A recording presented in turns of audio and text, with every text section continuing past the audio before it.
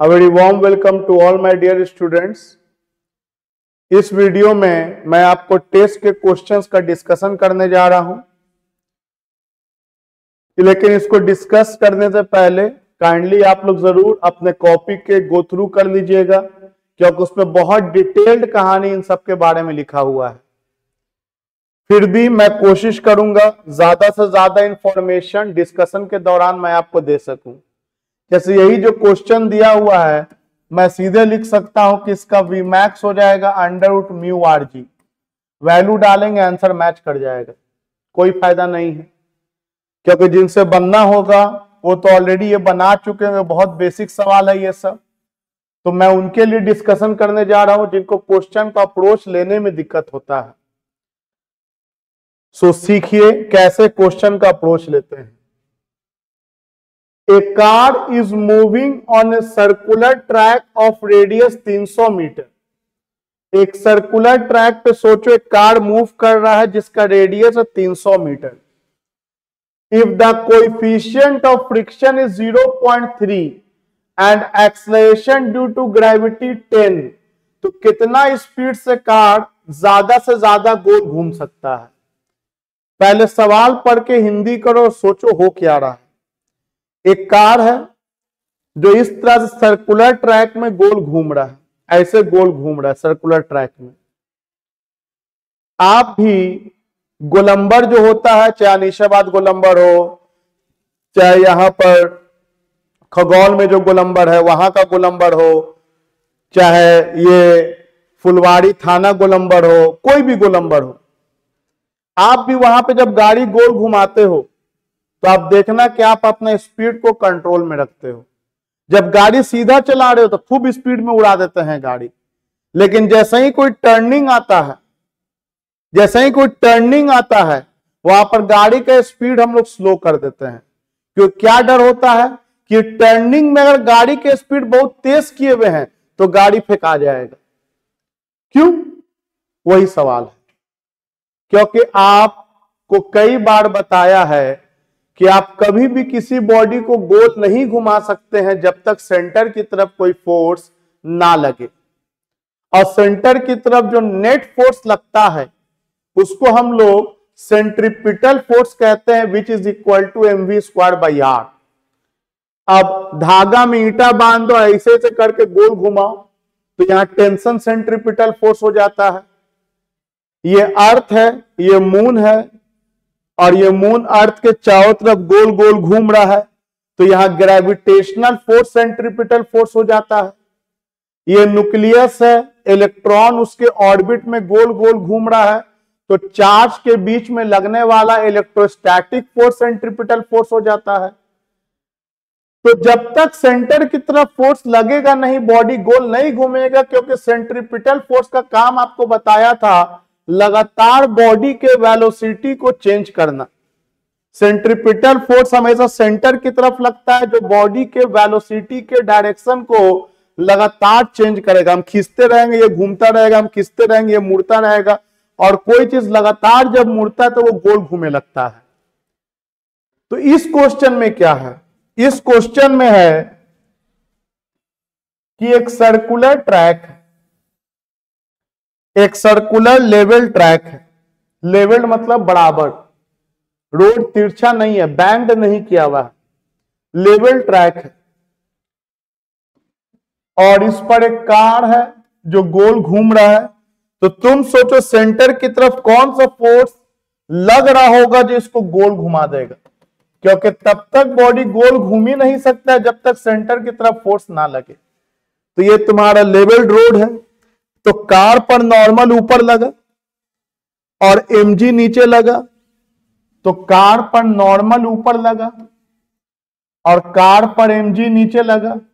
अरे ये दोनों फोर्स तो वर्टिकल डायरेक्शन में लग रहा है, और आपको पता है कि वेक्टर का जब सारा का सारा हिस्सा वर्टिकल में हो तो हॉरिजॉन्टल में उसका कंपोनेंट 0 होता है, या वेक्टर का सारा हिस्सा हॉरिजॉन्टल में हो तो वर्टिकल में उसका कंपोनेंट 0 होता है।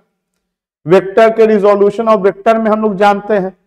इसका मतलब नॉर्मल और mg तो सेंटर की तरफ नहीं लग रहा होगा। ये लोग का तो काम सेंटर की तरफ नहीं है, मतलब ये लोग सेंट्रीपिटल फोर्स का रोल प्ले नहीं कर सकता है।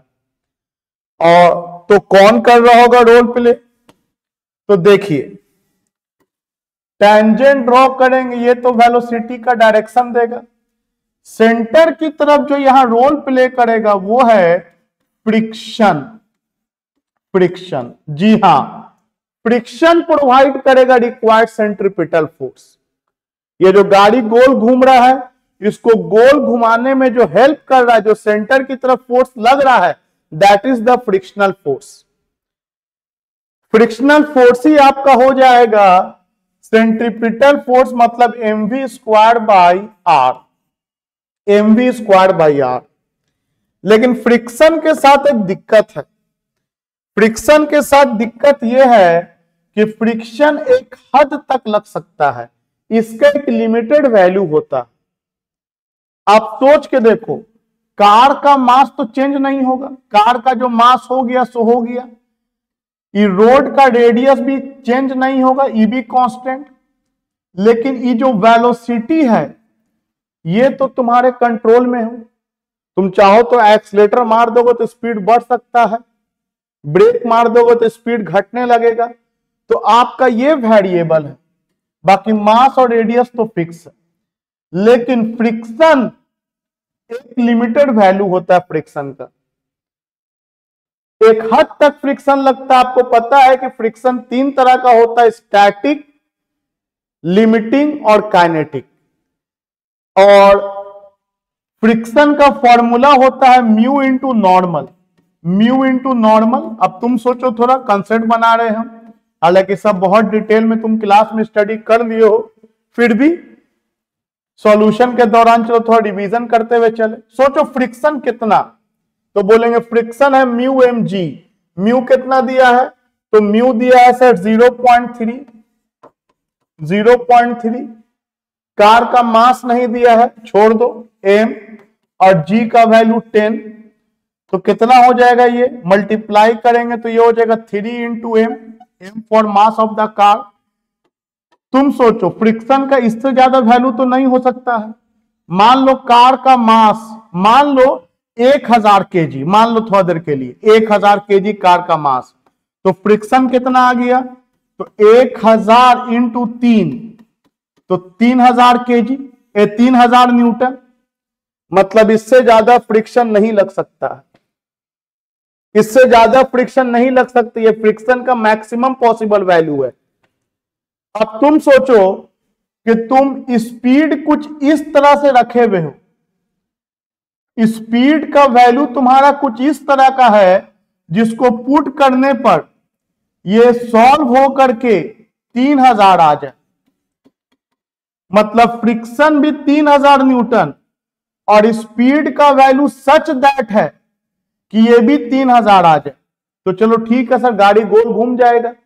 फ्रिक्शन तो 3000 न्यूटन तक तो पॉसिबल है और mv स्क्वायर बाई आर भी 3000 है, गाड़ी गोल घूम जाएगा। सोचो स्पीड जो है वो थोड़ा कम कर दो, तो स्पीड अभी सच दैट था कि ये 3000 आ रहा था, अब स्पीड उससे थोड़ा कम कर दो। तो स्पीड को अगर तुम थोड़ा कम करोगे तो 3000 से घट के मान लो ये हो जा रहा है 2500 न्यूटन। स्पीड कुछ था, जो भी वैल्यू हो, उस पर 3000 आ रहा था, अब स्पीड को उस वैल्यू से कम कर दिया तो इसका वैल्यू भी सॉल्व होकर के 2500 आ रहा है।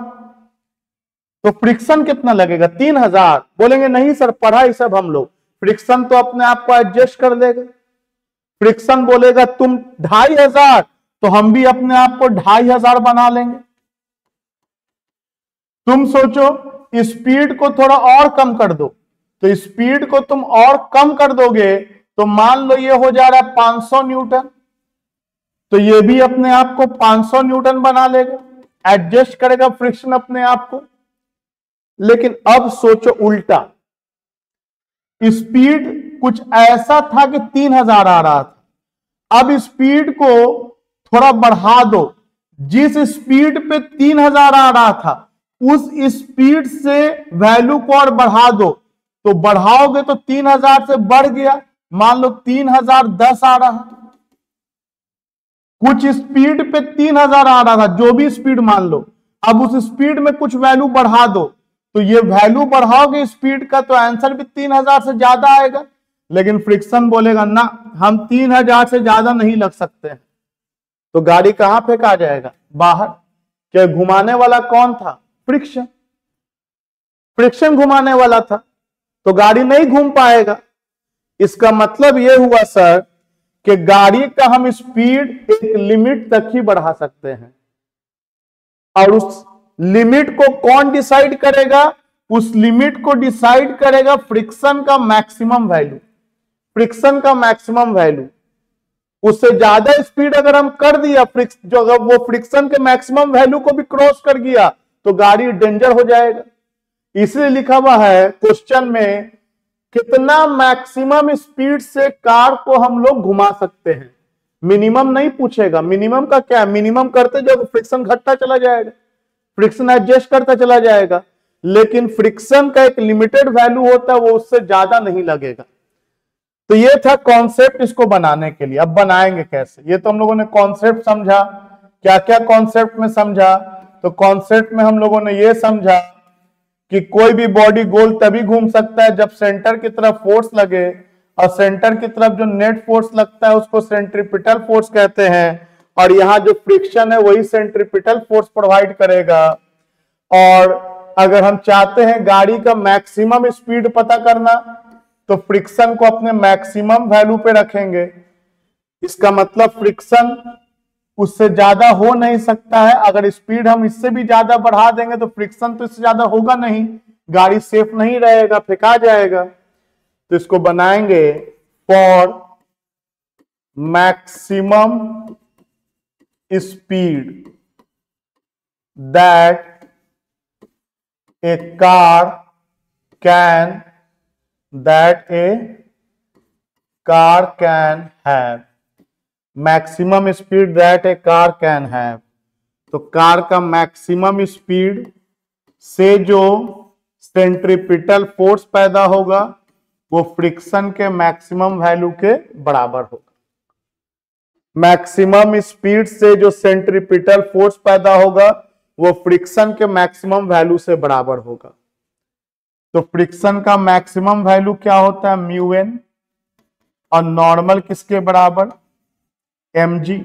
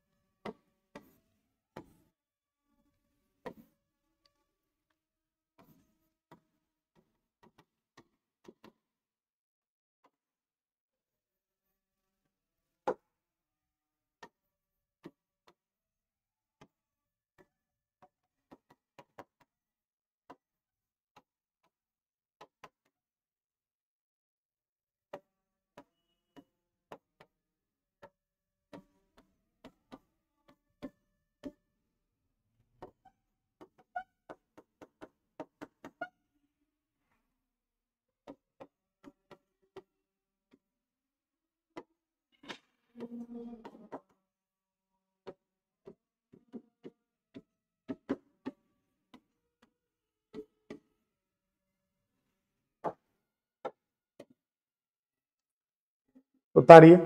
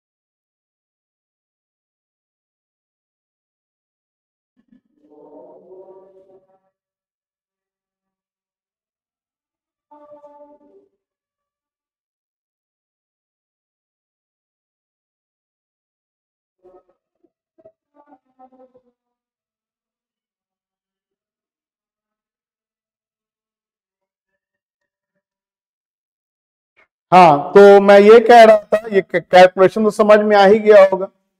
mv²/r हो गया, म्यू mg, m से m कट गया, इसलिए मास दिया भी नहीं क्वेश्चन में। आर्क उधर लेके चले गए, स्क्वायर को हटाएंगे, रूट में जाएगा। म्यू दिया हुआ है, रेडियस दिया हुआ है, जी का वैल्यू पता ही है, 10 लेना है। तो ये 10 से 10 काट दिए, डेसिमल हटाए, 10 10 कट गया, 3 3 930 आ गया। आंसर 30 आया, फिर भी मैंने 108 पर टिक मारा है, 30 पर टिक नहीं मारा है। कुछ लोग समझ गए होंगे क्यों। और कुछ लोग ध्यान दीजिए, आंसर पूछा था किलोमीटर पर आवर में, बहुत बार ये होता है। 30 आया, मैच कर गया, खुश, टिक मार दो। आप सवाल अच्छे से पढ़ो। सवाल में बोला है answer in kilometre per hour, और आंसर हमारा आया है मीटर पर सेकंड में, तो हमको उसको कन्वर्ट करना पड़ेगा। तो थोड़ा अलर्ट होकर के टिक मारना। तो हम लोगों को आया है 30 मीटर पर सेकेंड, और चाहिए आंसर किलोमीटर पर आवर में। तो अब इसका तो आपको अलग से पढ़ाया जा चुका है, अब उतना डिटेल जाने का टाइम नहीं है। इसको सीधे 18/5 से मल्टीप्लाई कर देते हैं। आपको पता है कि मीटर को किलोमीटर में कन्वर्ट करेंगे और सेकेंड को आवर में, तो 18/5 आएगा। और किलोमीटर पर आवर को मीटर पर सेकंड करते हैं तो 5/18 से मल्टीप्लाई करते हैं। नेवरदलेस 5 छक्के 30, 18 छक्के 108। So this is your correct answer. 30 kilometre per hour नहीं, बल्कि 108 किलोमीटर पर आवर। आइए अगला सवाल की तरफ बढ़ते हैं। If the sum of two unit vector is also a unit vector, then the magnitude of their difference is। सवाल लिखा है कि दो यूनिट वेक्टर को जोड़कर जो आंसर आया वो यूनिट वेक्टर है, तो अगर उन दोनों वेक्टर को घटाएंगे तो उसका मैग्नीट्यूड क्या आएगा। तो बहुत लोग सोचता है कि 1 और 1 जोड़ के 1 आया तो 1 में 1 घटा देंगे 0 आएगा। ऐसे थोड़ी चलेगा दोस्त, सोचो ना क्या लिखा है। आओ बनाते हैं। लिखा है क्वेश्चन में कि ये एक यूनिट वेक्टर है जिसका मैग्नीट्यूड है 1, एक दूसरा यूनिट वेक्टर है उसका भी मैग्नीट्यूड है 1, और इन दोनों का जो रिजल्टेंट आया उसका भी मैग्नीट्यूड है 1। ये क्वेश्चन में लिखा है, गिवन है। एक वेक्टर ए मान लिया, एक वेक्टर बी मान लिया, एक वेक्टर सी मान लिया, तीनों का मैग्नीट्यूड 1 है। अब तुम ऐसे भी सोचो ये कब पॉसिबल है, तो बोलेंगे सर ये तब पॉसिबल है जब ये हो गया वेक्टर ए, ये हो गया वेक्टर बी, एक तो मैं आपको फॉर्मूला से बताऊंगा ही, और रिजल्टेंट जो है वो इसके बराबर है। रिजल्टेंट इन दोनों के बराबर है, तो रिजल्टेंट इन दोनों के बराबर मैग्नीट्यूड में होने का मतलब है according to vector triangle law, ये इस ऑर्डर में है, ये इस ऑर्डर में है, तो रिजल्टेंट इधर से होगा और उसका ऑर्डर क्या होगा, opposite. And as per question ये भी 1, ये भी 1, ये भी 1, इसका मतलब जरूर ये इक्विलैटरल ट्राइंगल बन रहा है। ये सब बनाना जरूरी नहीं था, हम एक्स्ट्रा आपको समझ डेवलप कर रहे हैं कि जब भी ऐसा हो कि दो वेक्टर का जो मैग्नीट्यूड हो रिजल्टेंट उसके बराबर हो जाए, तो ये तभी पॉसिबल है मेरे दोस्त जब वो इक्विलैटरल ट्रायंगल का फॉर्मेशन कर रहा होगा। क्योंकि इक्विलैटरल ट्रायंगल में ये तीनों साइड बराबर होगा, क्योंकि आपको पता है कि मैग्नीट्यूड का मतलब होता है एरो का लंबाई। वेक्टर जब मैंने पढ़ाया है तो मैंने कॉन्सेप्ट दिया है कि एरो का लंबाई वेक्टर का मैग्नीट्यूड बताता है। नेवरदलेस और फॉर्मूला से करते हैं हम लोग। ये तो बिना फॉर्मूला के आपको हम क्या बोला कि अगर ये कंडीशन दिया है तो ये कंडीशन तभी पॉसिबल है जब कुछ ऐसा कहानी बने। अब तुम सोचो ए और बी के बाहर का एंगल कितना डिग्री बन रहा है, 120 डिग्री बन रहा है। अब इन दोनों का हमको डिफरेंस बता देना है अकॉर्डिंग टू क्वेश्चन। इन दोनों का हमको डिफरेंस बता देना है। तो आपको पता है ना, डिफरेंस बताने के लिए हम वेक्टर को उलट देते हैं, तो वेक्टर बी जो है वो माइनस वेक्टर बी बन जाता है। आओ फॉर्मूला से बनाते हो, तो हम फिगर से आपको प्रोसेस बता रहे थे। क्वेश्चन क्या है, if the sum of two unit vector is also a unit vector then magnitude of their differences. तो पहले सम, पहले जोड़ा गया, तो चलो दोनों दो वेक्टर को जोड़ो। तो बोलेंगे सर वेक्टर को जोड़ने का तरीका है vector A plus vector B, तो मैग्नीट्यूड हो जाएगा क्या, under root A square plus B square plus 2ab cos theta. Theta हमको नहीं पता है सर, हमको आप क्वेश्चन में क्या दिया है कि दोनों वेक्टर यूनिट है, यूनिट मतलब जिसका मैग्नीट्यूड 1 हो, तो ये 1 का स्क्वायर, ये 1 का स्क्वायर, ये 2 इंटू 1 इंटू 1। थीटा हमको दो वेक्टर का नहीं पता है। अकॉर्डिंग टू क्वेश्चन रिजल्टेंट का भी मैग्नीट्यूड 1 है। ये क्वेश्चन में दिया, साफ साफ पढ़ो, sum of two unit vector is also a unit vector. दो वेक्टर का जो सम है वो एक यूनिट वेक्टर है। तो ये पॉसिबल है इस तरह से, क्योंकि स्केलर में 1 और 1 जोड़ के 1 थोड़ी हो सकता है, 1 और 1 जोड़ के 2 हो जाता है। ये तभी पॉसिबल है, जरूर ये वेक्टर सम किया गया होगा। अब दोनों तरफ स्क्वायरिंग कर दो, तो स्क्वायर करोगे तो ये हो गया 1 का स्क्वायर, रूट हट जाएगा, तो 1 का स्क्वायर प्लस 1 का स्क्वायर 2 हो गया, प्लस इधर क्या बचा 2 कॉस थीटा, 2 को इधर ले आओ, 1 minus 2 is equal to 2 cos theta, 1 minus 2 minus 1 equal to 2 cos theta, cos theta is equal to minus 1/2, theta is equal to 120 degree. ये फॉर्मूला से हुआ। और आपको हम क्या बोला कि अगर आपको अच्छा समझ आ जाएगा तो इतना बनाने की जरूरत नहीं है, कंपटीशन में देखते के साथ समझ में आ जाएगा कि जरूर तीनों साइड बराबर होगा तो इक्विलैटरल ट्रायंगल है। और इक्विलैटरल ट्रायंगल के हिसाब से जब बनाएंगे तो आपको पता है कि एंगल जो लेते हैं दो वेक्टर के बाहर का लेते हैं। तो इसका मतलब था कि ए और बी के बीच में जो एंगल बन रहा होगा वो 120 बन रहा होगा, क्योंकि 120 डिग्री बनेगा तभी ये पॉसिबल है कि दो वेक्टर का जो सम होगा उसका जो रिजल्टेंट आएगा वो उन दोनों के मैग्नीट्यूड के बराबर होगा ऑलवेज। चलो आगे बढ़ते हैं। अब आगे क्वेश्चन में क्या बोला है, बोला है दोनों का डिफरेंस क्या होगा। तो चलो दोनों का डिफरेंस मतलब मान लेते हैं इसको R1 नाम दे दिया। अब अकॉर्डिंग टू क्वेश्चन बोला है कि vector A minus vector B क्या होगा, vector A minus vector B क्या होगा।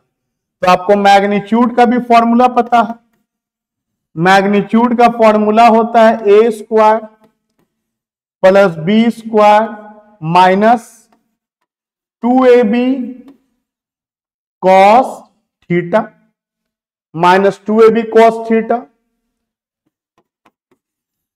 क्योंकि यहां डिफरेंस बोला है तो 1 का स्क्वायर माइनस 2 इंटू 1 इंटू 1 और थीटा कितना डिग्री है 120 कॉस 120 डिग्री। कितना हो जाएगा बाबू लोग 1 का स्क्वायर 2 माइनस 2 इंटू कॉस 120 कितना होता है, तो कॉस 120 होता है माइनस 1/2, तो ये 2 से 2 कैंसिल हो गया, माइनस इंटू माइनस प्लस, तो हो जाएगा 2 प्लस 1। इसका मतलब है दोनों के डिफरेंस का मैग्नीट्यूड कितना आएगा √3 आएगा, √3 आएगा। दोनों के डिफरेंस का मैग्नीट्यूड √3 आएगा। I hope it is quite clear to all of you. आइए आगे बढ़ते हैं।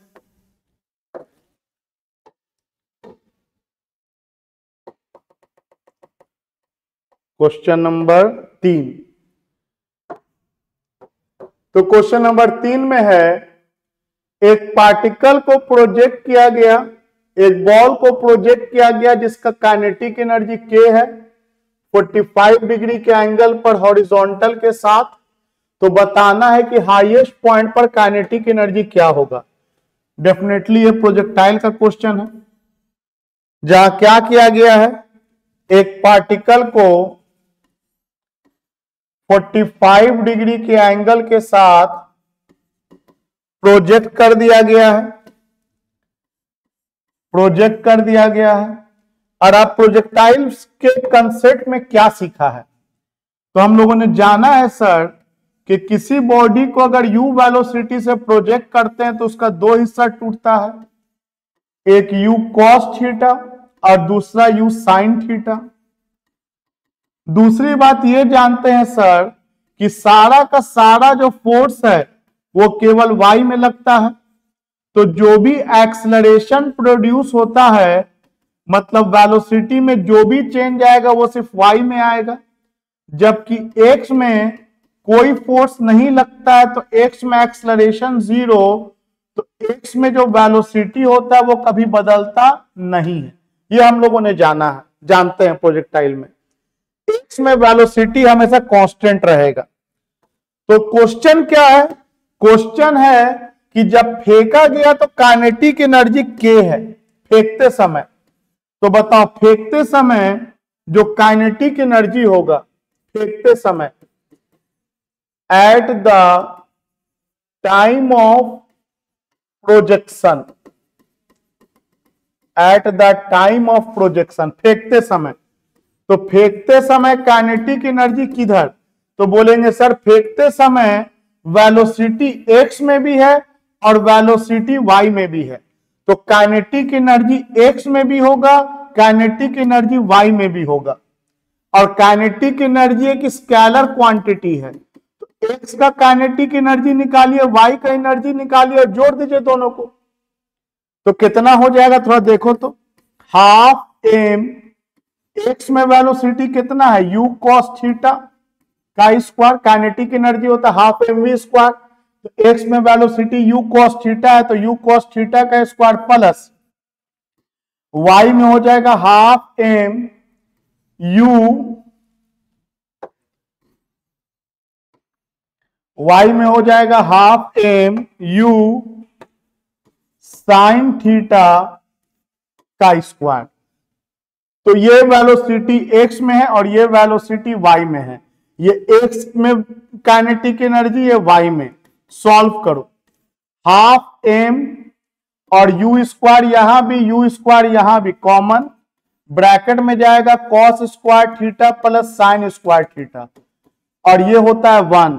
इसका मतलब कि काइनेटिक एनर्जी फेंकते समय इतना है, बॉटम पे हाफ m u स्क्वायर। ये क्वेश्चन में दिया है फेंकते समय का काइनेटिक एनर्जी k है, और k का वैल्यू कितना आया, half m u square.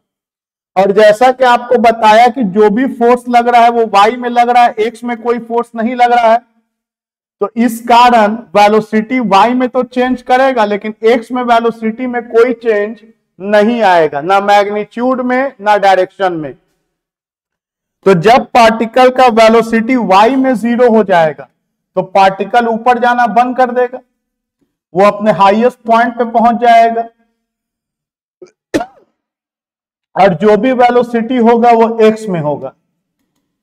And definitely x में कितना वेलोसिटी होगा, x में वेलोसिटी होगा u cos थीटा के बराबर।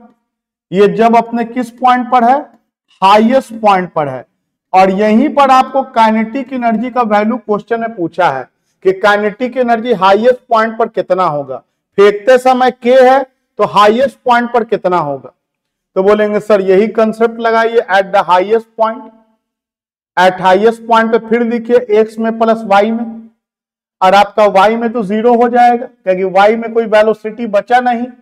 आपका जो भी वेलोसिटी बचेगा, सोचो मैं मुंह से बोल रहा हूं, आपके दिमाग में चलना चाहिए कि हाँ सेम चीज तो लिखाएगा, सेम चीज तो लिखा है, क्योंकि देखो आप इसका सॉल्यूशन नहीं देख रहे हो, सिर्फ सॉल्यूशन देखने का क्या ही फायदा, आपको रिवीजन करना है, आपको सीखना है।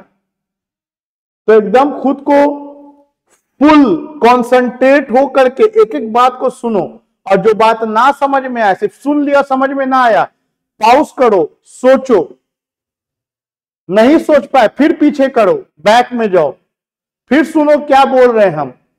2-3 बार सुनने के बाद भी दिक्कत हो मोस्ट वेलकम इन क्लास। जो चाहो भाई जितनी बार चाहो, मैं पहले ही बोल चुका हूं, आप में से कमजोर कोई नहीं हो। It's all about how many times you want to repeat. अपने आप को कितनी बार पढ़ा कर सिखा देना चाहते हो। नामुमकिन तो कुछ भी नहीं है। बस एक बार किसी को समझ में आ जाता है, किसी को 10 बार में। अल्टीमेटली एग्जाम एक बार होगा। एग्जाम में यह नहीं पूछता है कि आपने एक बार पढ़ के आए हैं कि आप 100 बार पढ़ के आए हैं। आप पढ़ के आए हैं, आपको याद है, आप आंसर कीजिए, आपको नंबर आएगा, आपका लाइफ बेहतर ही बेहतर होता चला जाएगा। तो अपने आप को पहचानो और एकदम सीखने की कोशिश करो। तो देखो यहां ध्यान से, एट मैक्सिमम हाइट का अगर हम बात करें, एट मैक्सिमम हाइट पर अगर बात करें तो बताओ बाबू मैक्सिमम हाइट पे क्या होगा। तो मैक्सिमम हाइट पे काइनेटिक एनर्जी फिर वही करेंगे, स्केलर क्वांटिटी है, एक्स में देखेंगे और वाई में देखेंगे। तो एक्स में काइनेटिक एनर्जी तो same half mu cos theta और वेलोसिटी का स्क्वायर कर देंगे। और जबकि वाई में तो काइनेटिक एनर्जी 0 हो जाएगा क्योंकि वेलोसिटी ही वाई में 0 है। तो टॉप पे काइनेटिक एनर्जी को k डैश मान लो। कितना बचा ये देखो तो हाफ mu स्क्वायर और बचा क्या आगे cos स्क्वायर थीटा। हाँ सर ये तो हाफ mu स्क्वायर सर ये बॉटम वाला है और उसमें cos स्क्वायर थीटा मल्टीप्लाई हो गया। मतलब इसको लिख सकते हैं k हाफ mu स्क्वायर के जगह पे k लिख दिया। क्वेश्चन k के टर्म में है cos स्क्वायर थीटा। अब जिसको याद होता है वो इतना थोड़ी सोचेगा, वो सीधे रट्टा मारे हुआ है कि टॉप पे काइनेटिक एनर्जी होता है जो वो बॉटम के मुकाबले k स्क्वायर थीटा टाइम्स होता है। वो तुरंत ऐसे बनाएगा चुटकी मार करके एकदम। मैं तो खैर आपको डिटेल कर दे रहा हूं, ये सब आपके कॉपी में किया हुआ है ड्यूरिंग द डिराइवेशन। अब बताओ थीटा कितना डिग्री दिए हैं, थीटा 45 डिग्री दिया है और cos 45 होता है 1/√2 और 1/√2 का स्क्वायर है। तो 1/√2 का स्क्वायर है तो 1/√2 इंटू 1/√2 1/2 आ जाएगा। इसका मतलब काइनेटिक एनर्जी कितना आ जाएगा k/2। तो टॉप पे काइनेटिक एनर्जी क्या हो जाएगा k/2। आइए अगला सवाल को देखते हैं। अगेन एक वेरी फॉर्मूला बेस्ड क्वेश्चन आपको है। एक बॉडी है जिसका मास क्या है 5 kg, वो एक सर्कल में घूम रहा है जिसका रेडियस है 1 मीटर और एंगुलर वेलोसिटी है 2 रेडियन पर सेकंड। सेंट्रीपिटल फोर्स बताना है। तो एक बॉडी है जो गोल गोल घूम रहा है, जो गोल गोल घूम रहा है। अब इसके घूमने का कारण सेंटर की तरफ जो भी फोर्स लग रहा हो, फोर्स तो मेंशन किया नहीं है, टेंशन लगे, इलेक्ट्रोस्टैटिक फोर्स लगे, ग्रेविटेशनल फोर्स लगे, फ्रिक्शनल फोर्स लगे, कोई ना कोई फोर्स सेंटर की तरफ तो लग ही रहा होगा जिसको सेंट्रीपिटल फोर्स कहते हैं। और क्वेश्चन में वेलोसिटी ना दे करके एंगुलर वेलोसिटी दे दिया है। बोलेंगे ठीक है सर क्या दिक्कत है, ये होता है mv²/r, ये हम लोग जानते हैं। और आपको वेलोसिटी ना दे के एंगुलर वेलोसिटी दिया है तो बोलेंगे देखिए सर सेंट्रीपिटल फोर्स होता है mv²/r और वेलोसिटी होता है v = ω/r। बहुत बार पढ़े हैं, बहुत सारे चैप्टर में आप लोगों ने पढ़ा है v = ω/r। Linear velocity equal to angular velocity into radius. अब करना ही क्या है, m v के जगह पे क्या लिखेंगे ω/r का स्क्वायर डिवाइडेड बाई r। ये हो जाएगा m ω² r² बाई r से r cancel, m ω² into r। तो आप देख सकते हैं कि मैंने आपको टेस्ट में तो न्यूमेरिकल दिया ही नहीं है। न्यूमेरिकल का स्टैंडर्ड थोड़ा अलग होता है, उसमें सब सोचे पड़ता है। ये तो बस फॉर्मूला को रिवाइज करने के लिए कुछ बेसिक सवाल दिया था, जिसका अप्रोच लेने के लिए आपको कुछ नया नहीं करना, अपने कॉपी को खाली बढ़िया से रिवीजन करते रहना है, अपने आप सब कुछ सेट होता रहेगा। तो F = m ω²r। आओ वैल्यू डाल देते हैं।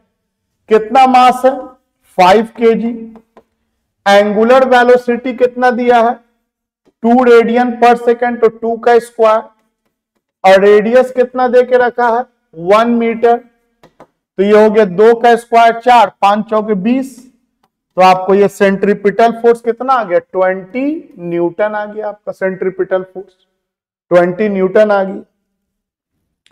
अगला सवाल क्या है?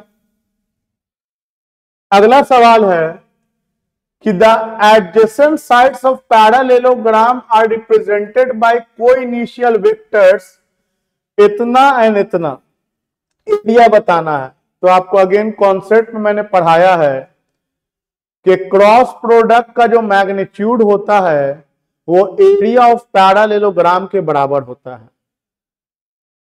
याद करो, मैं यहां पे फिर इसको इन शॉर्ट बता रहा हूं कि मान लो ये वेक्टर ए है और ये वेक्टर बी है, 2 वेक्टर है। आपको पता है कि इन 2 वेक्टर का यूज करके हम एक पैरालेलोग्राम तैयार कर सकते हैं। कैसे?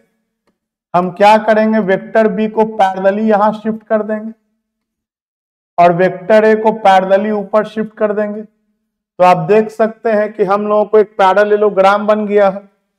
अब अगर आपसे हम पूछें कि vector A cross vector B का मॉड क्या होगा, तो कॉन्सेप्ट यही है कि ए क्रॉस बी का मतलब होता है ए को बी की तरफ घुमाए, जो कि आपको ए बी साइन थीटा आता है, और ये ए बी साइन थीटा इसी को सॉल्व करके आता है, इसी के एरिया के बराबर।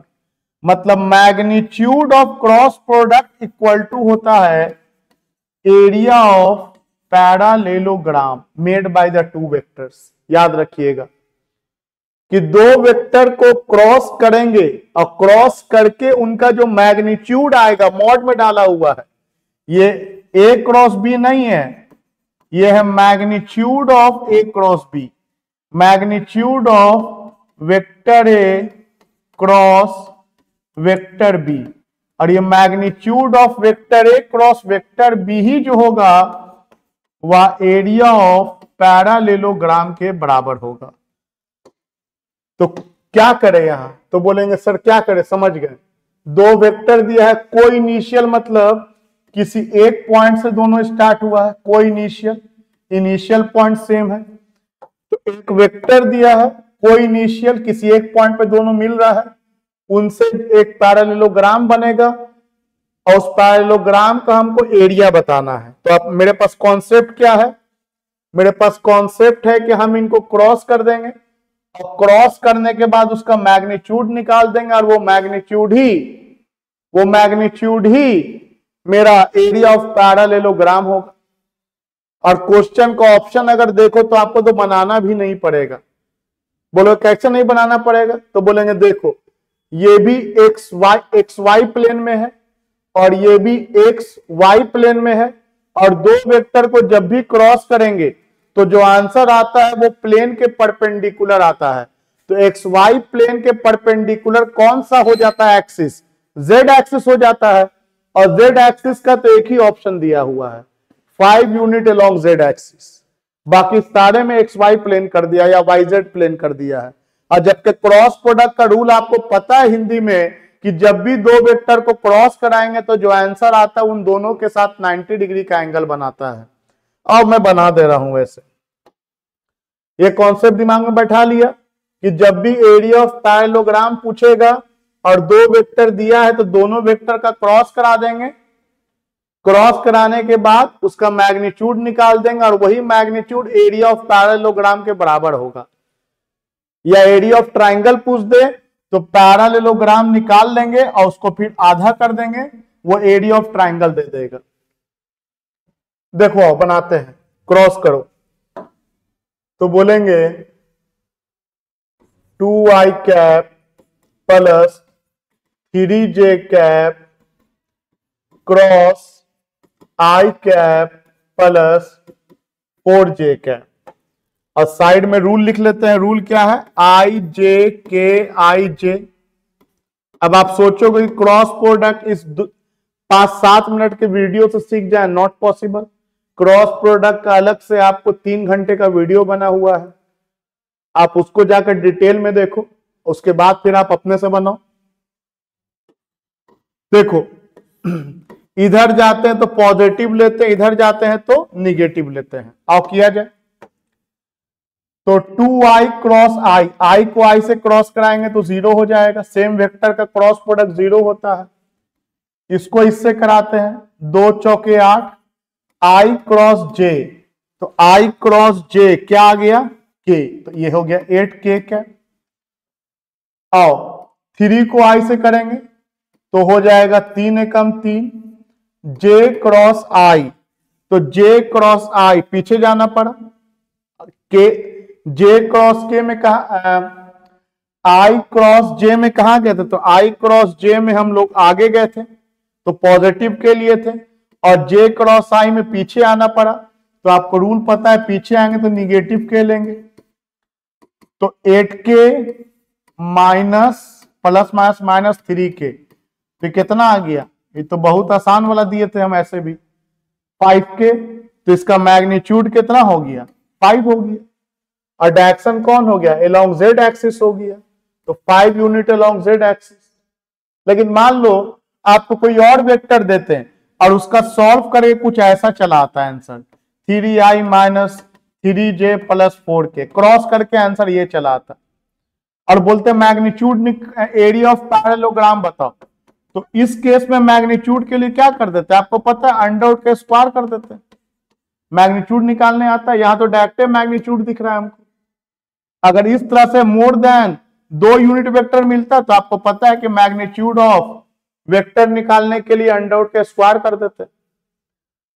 तो चलो ये भी समझ में आ गया। क्या दिमाग में गया आप लोगों के कि 2 वेक्टर अगर दिया हो और 2 वेक्टर दे करके अगर आपसे एरिया ऑफ पैरेललोग्राम पूछे तो दोनों वेक्टर को क्रॉस करा दो, क्रॉस कराने के बाद जो आंसर आएगा उसका मैग्नीट्यूड निकाल लो, और वो जो मैग्नीट्यूड होगा that magnitude is equal to area of parallelogram. देखिए अगला सवाल, अगला सवाल में फिगर छूटा हुआ है, आपके क्वेश्चन में होगा, हम बना दे रहे फिगर। यहां पे क्वेश्चन में दिया हुआ था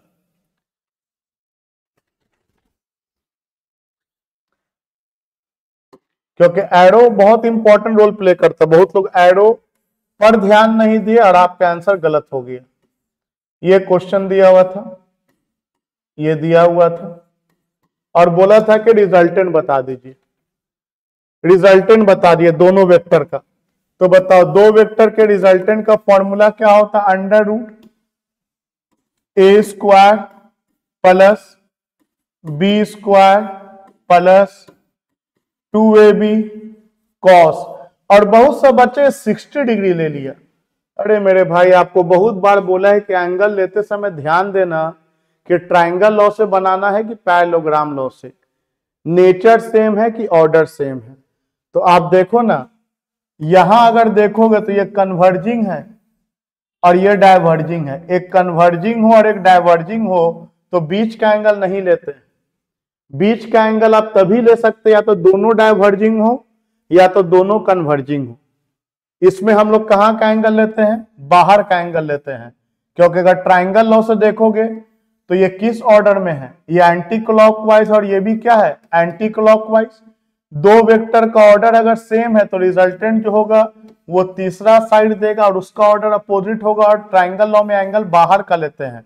मतलब यहां पर 60 मत लेना, 120 डिग्री लेना, 120 डिग्री लेना, तब ये कितना हो जाएगा, तब ये हो जाएगा F square plus F square 2f square plus 2f square cos 120 का वैल्यू -1/2, 2 से 2 खत्म, ये हो जाएगा 2f square minus F square, ये हो गया अंडर रूट एफ स्क्वायर। तो बाहर क्या आ जाएगा, एफ आ जाएगा, बाहर आपका एफ आ जाएगा, ऑप्शन नंबर बी हो जाएगा या जो भी ऑप्शन दिया हो। चलो अगला सवाल क्या है, अगला सवाल है the equation for displacement of A particle moving on circular path is given by इतना रेडियन। तो angular velocity of the particle क्या होगा 2 सेकंड बाद फ्रॉम द स्टार्ट इज।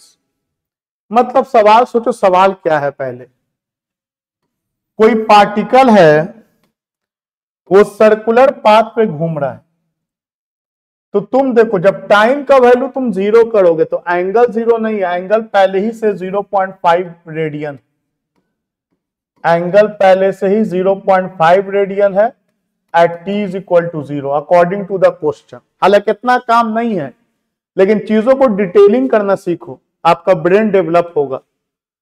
हम क्या देख के कर दिए, हम ये देख के कर दिए कि 0 टाइम पर आपका कुछ ना कुछ ये एंगल बनाए हुआ है, 0 टाइम पे एंगल 0.5 रेडियन है, और जैसे जैसे टाइम का वैल्यू चेंज होगा आप देख सकते हैं एंगल चेंज होगा। 1 सेकंड के बाद एंगल कितना हो जाएगा, तो 1 सेकंड के बाद एंगल हो जाएगा 2.5। इसका मतलब ये पार्टिकल जो है वो गोल घूम रहा है। 1 सेकंड के बाद इसका एंगल जो है वो 5 गुना बढ़ गया, 0.5 से बढ़ के 2.5 हो गया। इसका एंगल जो भी है वो इंक्रीज कर गया 1 सेकंड के बाद। अगले 1 सेकंड के बाद और तेजी से एंगल इंक्रीज कर रहा है। तो हमको क्या बताना है, हमको बताना है इसका एंगुलर वेलोसिटी। आप सब जानते हैं कोई चीज सीधा चलता है तो बोलते हैं लीनियर वेलोसिटी, और कोई चीज गोल जब घूमता है तो उसमें एक टर्म ऐड हो जाता है एंगुलर वेलोसिटी। तो एंगुलर वेलोसिटी इक्वल टू क्या होता है, एंगुलर डिस्प्लेसमेंट बाय टाइम। जिस तरह से वेलोसिटी इक्वल टू क्या होता है मेरे दोस्त, ds by dt, ds by dt, उसी तरह से एंगुलर वेलोसिटी क्या हो जाएगा, angular displacement by time d theta by dt। तो थीटा कितना हो जाएगा, तो थीटा आपका दिया हुआ है 2t cube plus 0.5 with respect to dt। अब इसको करना क्या है, इसको डिफरेंशिएट कर दो, बिल्कुल आपको आता है। पावर को बगल में लेके आओ, 3 दूनी 6, पावर में से 1 घटा दो, टी स्क्वायर, कांस्टेंट का डिफरेंशिएशन 0, तो एंगुलर वेलोसिटी हो गया 6t स्क्वायर रेडियन पर सेकेंड।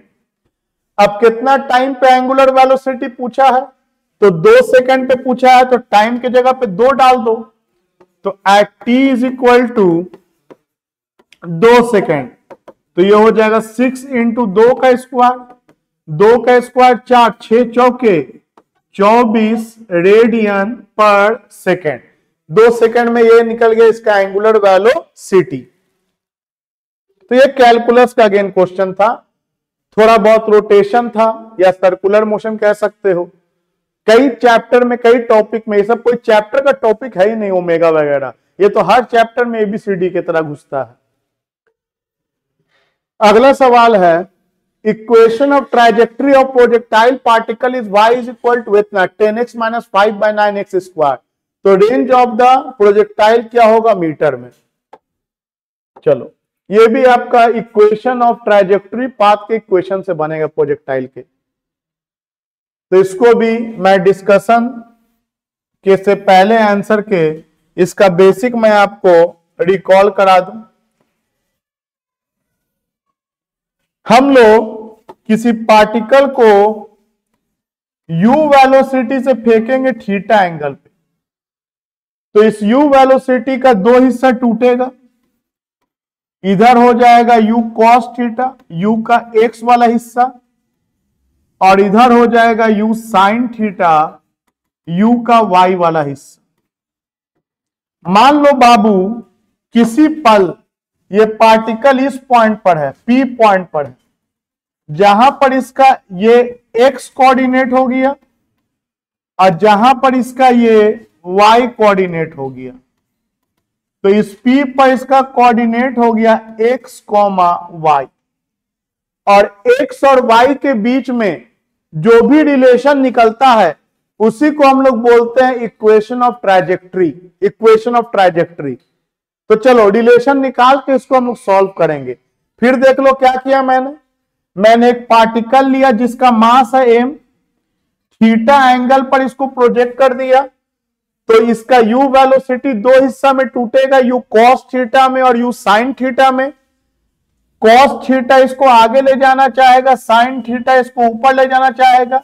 मान लो कि t टाइम के बाद पार्टिकल यहां पे पहुंचा हुआ है जिसका कोऑर्डिनेट क्या दिया हुआ है x, y। आइए एक बार इक्वेशन x के लिए लिखते हैं और एक बार इक्वेशन y के लिए लिखते हैं। तो देखो यहां ध्यान से, for horizontal direction, for horizontal direction. बताइए हॉरिजॉन्टल डायरेक्शन के लिए क्या लिखेंगे हम लोग? लिखेंगे Sx equal to ux t plus half x t square. Formula होता है s equal to u t plus half a t square. तो Sx लिखेंगे, Sx का मतलब डिस्प्लेसमेंट x में, ux का मतलब इनिशियल वेलोसिटी x में, t मतलब टाइम, और टाइम को x और y से मतलब नहीं होता है, वो तो जो समय बीता सो बीता। x का मतलब एक्सलरेशन x में। और हम कहां से कहां तक का बात कर रहे हैं? तो हम बात कर रहे हैं पॉइंट B से लेके P तक का।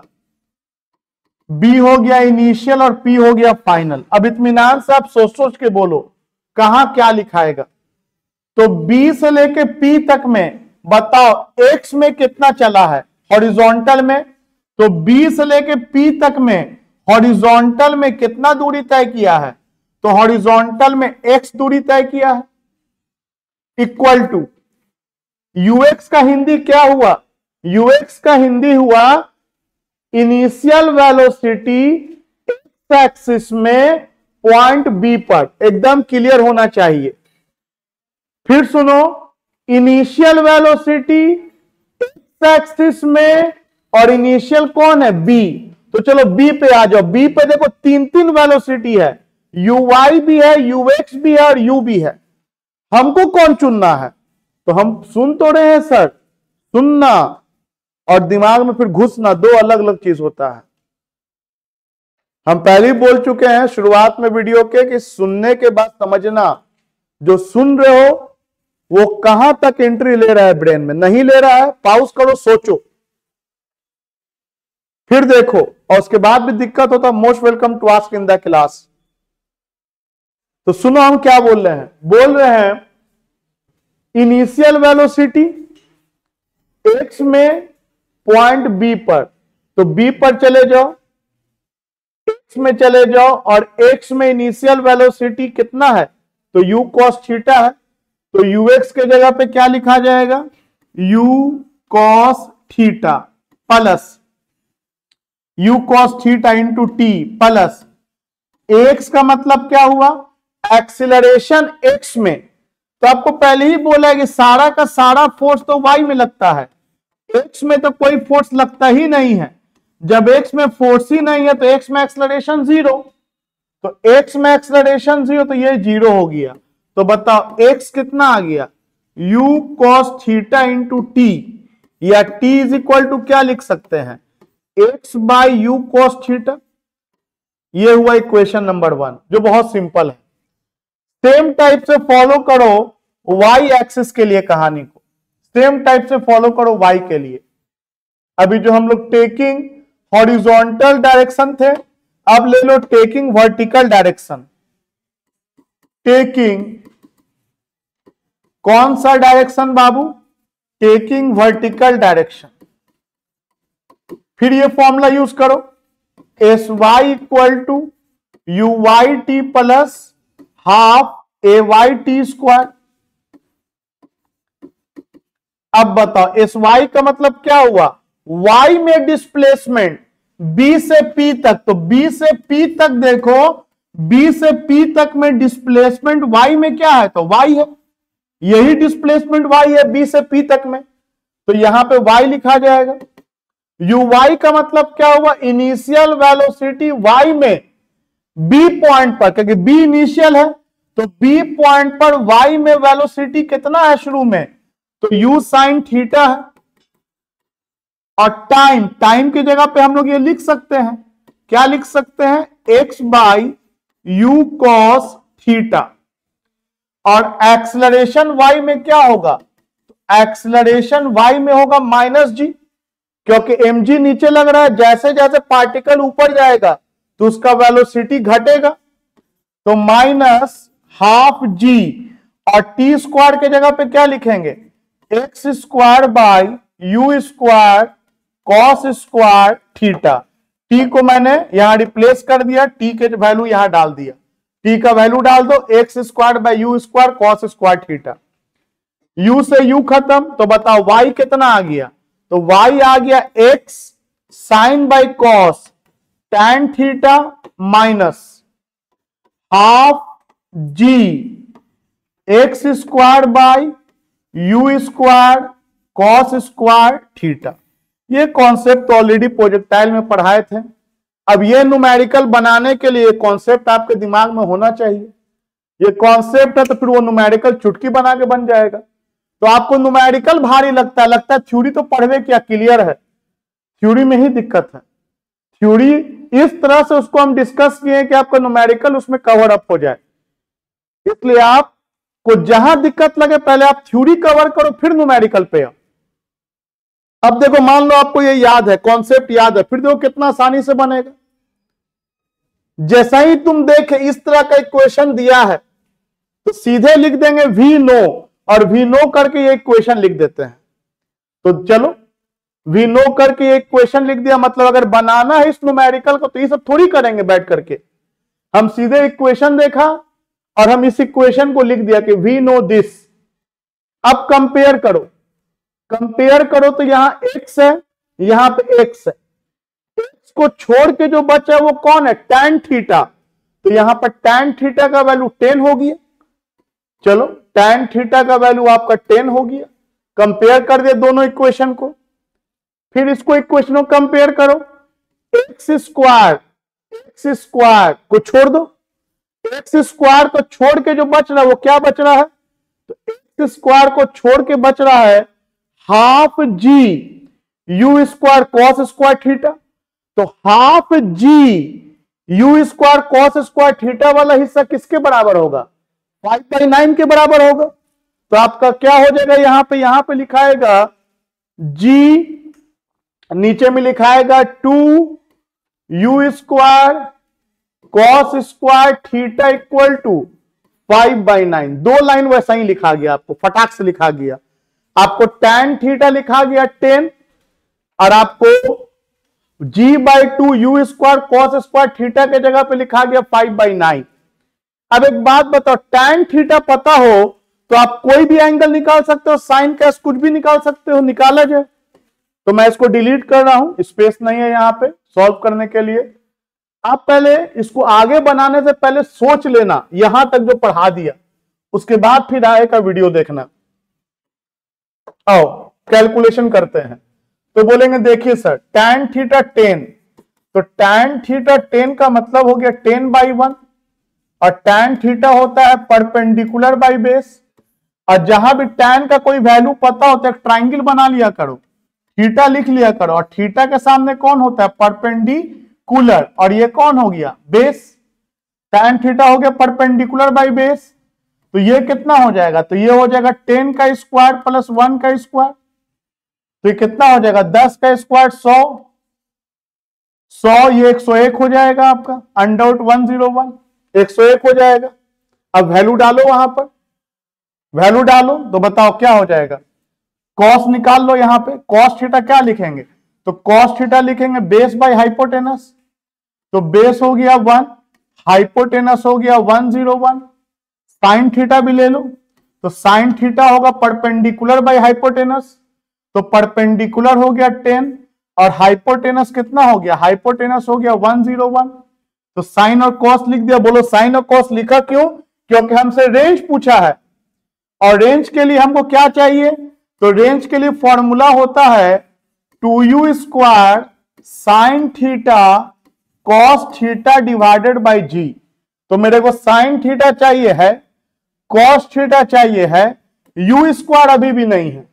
कोई बात नहीं, वहां से यू स्क्वायर निकल जाएगा और यहां से निकालते हैं। तो g/2u स्क्वायर, और कॉस स्क्वायर थीटा के जगह पे क्या लिखे, तो कॉस स्क्वायर स्क्वायर कर देंगे तो ये 1/101 हो गया, इक्वल टू क्या बचा 5/9।